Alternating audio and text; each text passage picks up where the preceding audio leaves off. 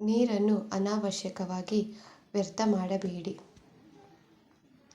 ಮನೆಯಲ್ಲಿ ಅತ್ಯಂತ ನೀರು ವೇಸ್ಟ್ ಆಗುವ ಜಾಗ ಎಂದರೆ ಅದು ಸಿಂಕ್ನಲ್ಲಿ. ವೇಸ್ಟ್ ಆದಷ್ಟು ನೀರು ಎಲ್ಲೂ ವೇಸ್ಟ್ ಆಗುವುದಿಲ್ಲ.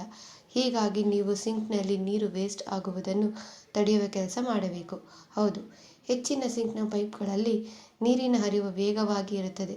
ಹೀಗಾಗಿ ನೀರು ಪಾತ್ರೆ ತೊಳೆಯುವಾಗ, ಕೈ ತೊಳೆಯುವಾಗ ಬಸ್ ಎಂದು ಬಂದು ವೇಗದಲ್ಲಿ ಪೋಲು ಇರುತ್ತದೆ. ಹೀಗಾಗಿ ಸಿಂಕ್ನಲ್ಲಿರುವ ನೀರಿನ ವೇಗವನ್ನು ಮಿತಿಗೊಳಿಸಬೇಕು. ಈ ಮೂಲಕ ನೀರು ಪೋಲು ಆಗುವುದನ್ನು ತಡೆಯಬಹುದು.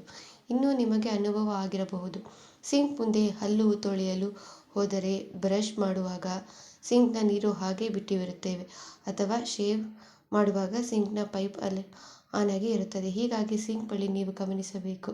ನೀರನ್ನು ಸಂರಕ್ಷಿಸಲು ಹಿಂದೆ ಸಿಂಕ್ನಲ್ಲಿ ಆಗುವ ವೇಸ್ಟನ್ನು ತಡೆಯಿರಿ.